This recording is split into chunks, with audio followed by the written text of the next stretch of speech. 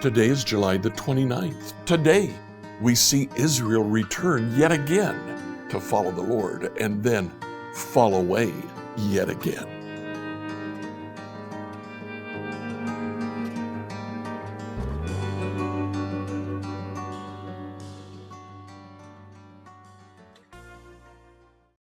Reading through the Bible in a year, I'd like you to read 2 Kings 22 to 25. That finishes the book of 2 Kings.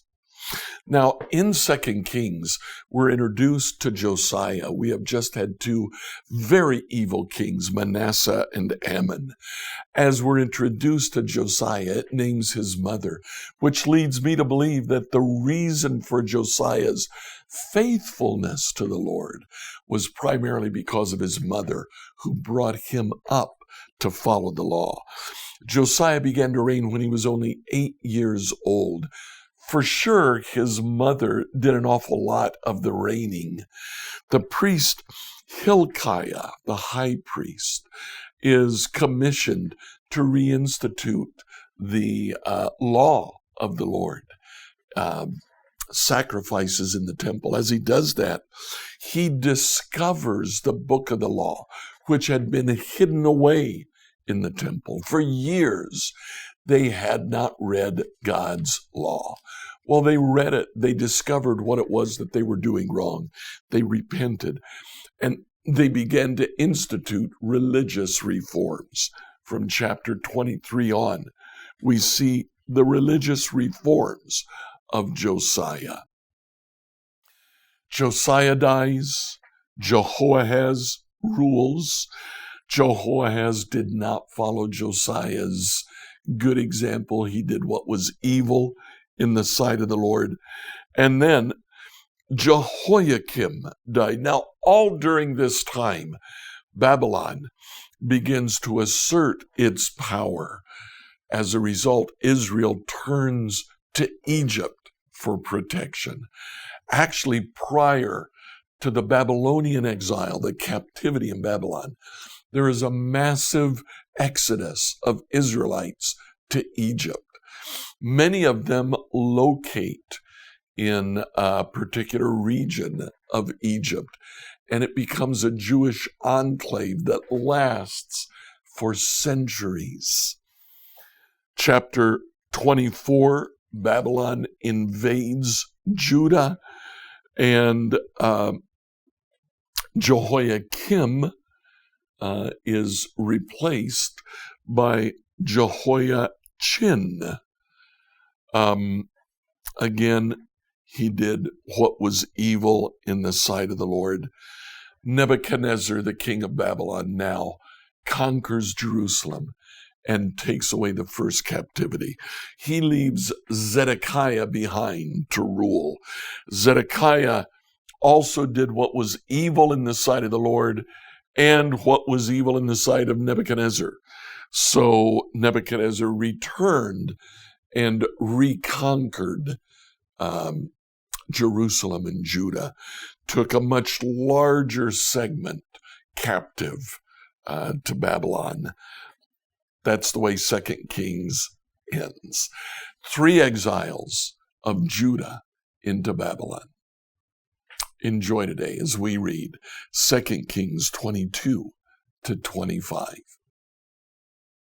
2 Kings 22 to 25, New Living Translation. 2 Kings 22. Josiah was 8 years old when he became king, and he reigned in Jerusalem 31 years. His mother's name was Jedidah, daughter of Adiah. She was from Bozkath. He did what was right in the eyes of the Lord and followed completely the ways of his father David, not turning aside to the right or to the left. In the 18th year of his reign, King Josiah sent the secretary Shaphan, son of Azaliah, the son of Meshullam, to the temple of the Lord. He said, "Go up to Hilkiah the high priest and have him get ready the money that's been brought into the temple of the Lord, which the doorkeepers have collected from the people. Have them entrusted to the men appointed to supervise the work on the temple. Have these men Pay the workers who repair the temple of the Lord, the carpenters, the builders, and the masons. Also have them purchase timber and dress stone to repair the temple. But they need not account for the money entrusted to them, because they are honest in their dealings. Hilkiah the high priest said to Shaphan the secretary, I found the book of the law in the temple of the Lord. He gave it to Shaphan, who read it. Then Shaphan the secretary went to the king and reported to him, Your officials have paid out the money that was in the temple of the Lord, and have entrusted it to the workers and supervisors at the temple. Then Shaphan the secretary informed the king, Hilkiah the priest has given me a book. And Shaphan read from it in the presence of the king. When the king heard the words of the book of the law, he tore his robes. He gave these orders to Hilkiah the priest, Ahikam, son of Shaphan, Akbor, son of Micaiah, Shaphan the secretary, and Asaiah, the king's attendant. Go and inquire of the Lord for me and for the people and for all Judah about what is written in this book that has been found. Great is the Lord's anger that burns against us, because those who have gone before us have not obeyed the words of the book. They have not acted in accordance with all that's written there concerning us. Hilkiah the priest, Ahikam, Akbor, Shaphan, and Asaiah went to speak to the prophet Huldah, who was the wife of Shallum, son of Tikvah, the son of Harhas, keeper of the wardrobe. She lived in Jerusalem in the new quarter. She said to them, This is what the Lord, the God of Israel, says. Tell the man who sent you to me, this is what the Lord says. I'm going to bring disaster on this place and its people, according to everything written in the book the king of Judah has read, because they've forsaken me and burned incense to other gods, and aroused my anger by all the idols their hands have made. My anger will turn against this place and will not be quenched. Tell the king of Judah has sent you to inquire of the Lord. This is what the Lord, the God of Israel, says concerning the words you heard. Because your heart was responsive and you humbled yourself before the Lord when you heard what I've spoken against this place and its people, that they would become a curse and be laid waste. And because you tore your robes and wept in my presence, I also have heard you, declares the Lord. Therefore, I'll gather you to your ancestors, and you'll be buried in peace. Your eyes will not see all the disaster I'm going to bring on this place. So they took her answer back to the king. 2 Kings 23. Then the king called together all the elders of Judah and Jerusalem. He went up to the temple of the Lord with the people of Judah, the inhabitants of Jerusalem, the priests and the prophets, all the people from the least to the greatest. He read in their hearing all the words of the book of the covenant, which had been found in the temple of the Lord.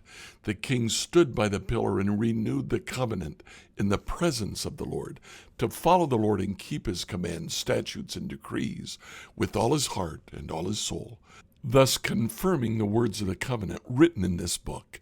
Then all the people pledged themselves to the covenant. The king ordered Hilkiah the high priest, the priests next in rank, and the doorkeepers to remove from the temple of the Lord all the articles made for Baal and Asherah and all the starry hosts. He burned them outside Jerusalem in the fields of the Kidron Valley and took the ashes to Bethel. He did away with the idolatrous priests appointed by the kings of Judah to burn incense on the high places of the towns of Judah and on those around Jerusalem, those who burned incense to Baal, to the sun and moon, to the constellations, and to all the starry hosts. He took the Asherah pole from the temple of the Lord to the Kidron Valley outside Jerusalem and burned it there. He ground it to powder and scattered the dust over the graves of the common people. He also tore down the quarters of the male shrine prostitutes that were in the temple of the Lord, the quarters where women did weaving for Asherah. Josiah brought all the priests from the towns of Judah and desecrated the high places, from Geba to Beersheba, where the priests had burned incense. He broke down the gateway at the entrance of the gate of Joshua, the city governor, which was on the left of the city gate. Although the priests of the high places did not serve at the altar of the Lord in Jerusalem, they ate unleavened bread with their fellow priests. He desecrated Topheth, which was in the valley of Ben Hinnom, so no one could use it to sacrifice their son or daughter in the fire to Molech. He removed from the entrance to the temple of the Lord the horses that the kings of Judah had dedicated to the sun. They were in the court near the room of an official named Nathan-Melech. Josiah then burned the chariots dedicated to the sun. He pulled down the altars the kings of Judah had erected on the roof near the upper room of Ahaz, and the altars Manasseh had built in the two courts of the temple of the Lord. He removed them from there, smashed them to pieces, and threw the rubble into the Kidron Valley. The king also desecrated the high places that were east of Jerusalem on the south of the hill of corruption, the one Solomon, king of Israel, had built for Ashtoreth, the vile goddess of the Sidonians, for Chemosh, the vile god of Moab, and for Molech, the detestable god of the people of Ammon. Josiah smashed the sacred stones and cut down the Asherah poles, covered the sites with human bones. Even the altar at Bethel, the high place made by Jeroboam, son of Nebat, who had caused Israel to sin, even that altar and high place he demolished. He burned the high place and ground it to powder, burned the Asherah pole also. Then Josiah looked around, and when he saw the tombs that were there on the hillside, he had the bones removed from them and burned on the altar to defile it, in accordance with the word of the Lord, proclaimed by the man of God, who foretold these things. The king asked, "What's that tombstone I see?" The people of the city said, "It marks the tomb of the man of God who came from Judah and pronounced against the altar of Bethel the very things you've done to it." "Leave it alone," he said. "Don't let anyone disturb his bones." So they spared his bones and those of the prophet who had come from Samaria. Just as he had done at Bethel, Josiah removed all the shrines at the high places that the kings of Israel had built in the towns of Samaria and that had roused the Lord's anger. Josiah slaughtered all the priests of those high places on the altars and burned human bones on them. Then he went back to Jerusalem.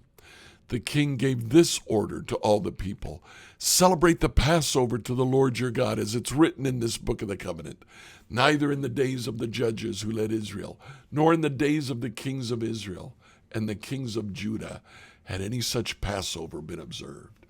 But in the 18th year of King Josiah, this Passover was celebrated to the Lord in Jerusalem."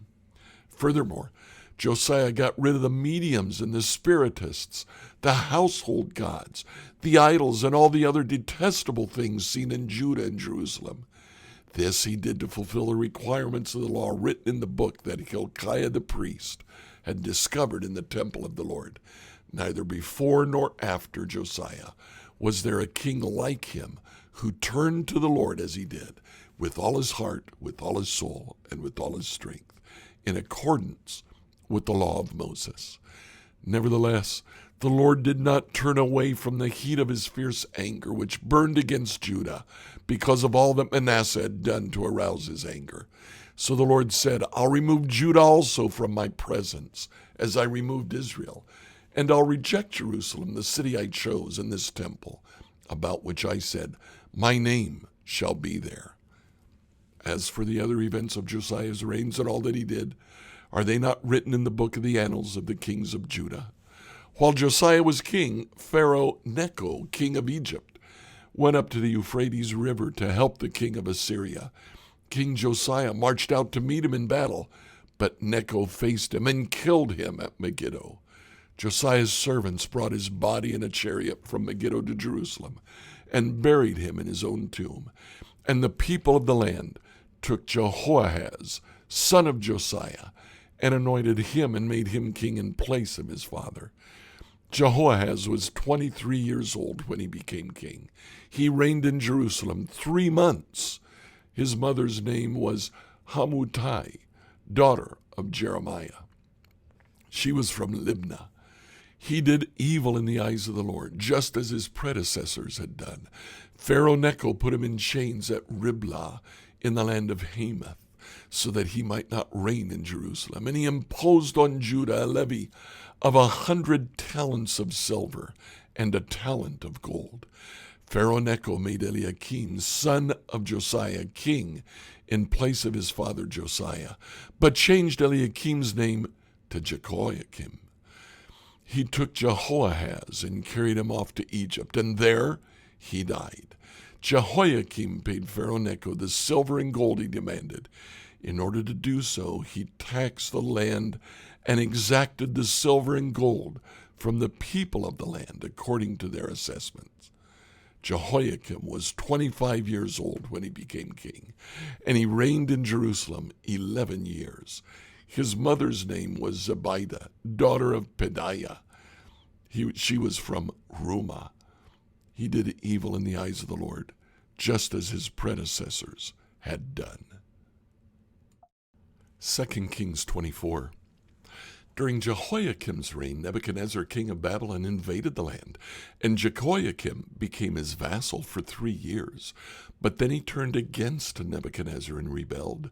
The Lord sent Babylonian, Aramean, Moabite, and Ammonite raiders against him to destroy Judah, in accordance with the word of the Lord proclaimed by his servants, the prophets. Surely these things happened to Judah according to the Lord's command, in order to remove them from his presence because of the sins of Manasseh and all he had done, including the shedding of innocent blood. For he had filled Jerusalem with innocent blood, and the Lord was not willing to forgive. As for the other events of Jehoiakim's reign and all he did, are they not written in the book of the annals of the kings of Judah? Jehoiakim rested with his ancestors, and Jehoiachin, his son, succeeded him as king. The king of Egypt did not march out from his own country again, because the king of Babylon had taken all his territory, from the Wadi of Egypt to the Euphrates River. Jehoiachin was 18 years old when he became king, and he reigned in Jerusalem 3 months. His mother's name was Nehushta, daughter of Elnathan. She was from Jerusalem. He did evil in the eyes of the Lord, just as his father had done. At that time the officers of Nebuchadnezzar, king of Babylon, advanced on Jerusalem and laid siege to it. And Nebuchadnezzar himself came up to the city while the officers were besieging it. Jehoiachin, king of Judah, his mother, his attendants, his nobles, and his officials all surrendered to him. In the 8th year of the reign of the king of Babylon, he took Jehoiachin prisoner. As the Lord had declared, Nebuchadnezzar removed the treasures from the temple of the Lord and from the royal palace, and cut up the gold articles that Solomon, king of Israel, had made for the temple of the Lord. He carried all Jerusalem into exile, all the officers and fighting men, all the skilled workers and artisans, a total of 10,000. Only the poorest people of the land were left. Nebuchadnezzar took Jehoiachin captive to Babylon. He also took from Jerusalem to Babylon the king's mother, his wives, his officials, and the prominent people of the land. The king of Babylon also deported to Babylon the entire force of 7,000 fighting men, strong and fit for war, and 1,000 skilled workers and artisans. He made Mattaniah, Jehoiachin's uncle, king in his place, and changed his name to Zedekiah. Zedekiah was 21 years old when he became king, and he reigned in Jerusalem 11 years. His mother's name was Hamutal, daughter of Jeremiah. She was from Libnah. He did evil in the eyes of the Lord, just as Jehoiakim had done. It was because of the Lord's anger that all this happened to Jerusalem and Judah. And in the end, he thrust them from his presence. Now Zedekiah rebelled against the king of Babylon. 2 Kings 25. So in the 9th year of Zedekiah's reign, on the 10th day of the 10th month, Nebuchadnezzar, king of Babylon, marched against Jerusalem with his whole army. He encamped outside the city and built siege works all around it. The city was kept under siege until the 11th year of King Zedekiah. By the 9th day of the 4th month, the famine in the city had become so severe that there was no food for the people to eat. Then the city wall was broken through, and the whole army fled at night through the gate between the two walls near the king's garden, though the Babylonians were surrounding the city. They fled toward the Arabah, but the Babylonian army pursued the king and overtook him in the plains of Jericho. All his soldiers were separated from him and scattered, and he was captured. He was taken to the king of Babylon at Riblah, where sentence was pronounced on him. They killed the sons of Zedekiah before his eyes. Then they put out his eyes, bound him with bronze shackles, and took him to Babylon. On the 7th day of the 5th month, in the 19th year of Nebuchadnezzar, king of Babylon, Nebuzaradan, commander of the imperial guard, an official of the king of Babylon, came to Jerusalem. He set fire to the temple of the Lord, the royal palace, and all the houses of Jerusalem. Every important building he burned down. The whole Babylonian army under the commander of the imperial guard broke down the walls around Jerusalem. Nebuzaradan, the commander of the guard, carried into exile the people who remained in the city, along with the rest of the populace, and those who had deserted to the king of Babylon. But the commander left behind some of the poorest people of the land to work the vineyards and the fields. The Babylonians broke up the bronze pillars, the movable stands, and the bronze sea that were at the temple of the Lord, and they carried the bronze to Babylon.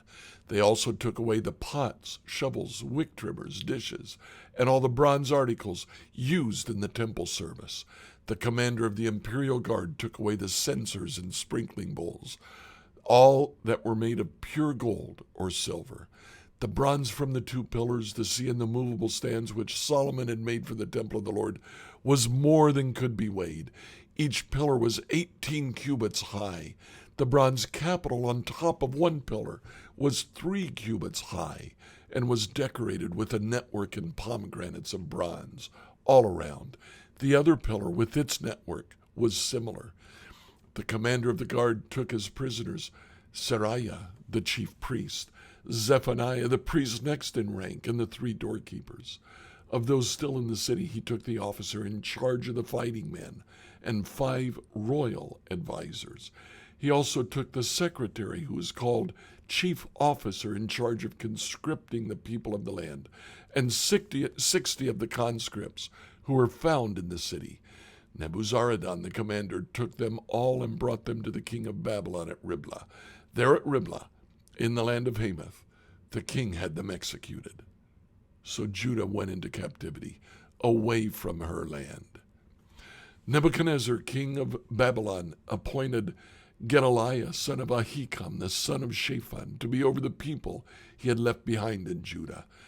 When all the army officers and their men heard that the king of Babylon had appointed Gedaliah as governor, they came to Gedaliah at Mizpah, Ishmael, son of Nethaniah, Johanan, son of Kareah, Seraiah, son of Tanhumeth, the Netophathite, Zazaniah, the son of Makathite, and their men. Gedaliah took an oath to reassure them and their men. "Don't be afraid of the Babylonian officials," he said. "Settle down in the land and serve the king of Babylon, and it'll go well for you." In the 7th month, however, Ishmael, son of Nethaniah, the son of Elishama, who was of royal blood, came with 10 men and assassinated Gedaliah, and also the men of Judah and the Babylonians who were with him at Mizpah. At this, all the people from the least to the greatest, together with the army officers, fled to Egypt for fear of the Babylonians. In the 37th year of the exile of Jehoiachin, king of Judah, in the year Awel-Marduk became king of Babylon, he released Jehoiachin, king of Judah, from prison. He did this on the 27th day of the 12th month. He spoke kindly to him and gave him a seat of honor, higher than those of the other kings who were with him in Babylon. So Jehoiachin put aside his prison clothes and for the rest of his life ate regularly at the king's table. Day by day, the king gave Jehoiachin a regular allowance as long as he lived. Like, follow, and subscribe to this devotional on whatever platform you use to listen to it. Email your questions to us at questions@becomehope.com. Tomorrow, we'll turn to the book of Psalms and study book 4 of the book of Psalms.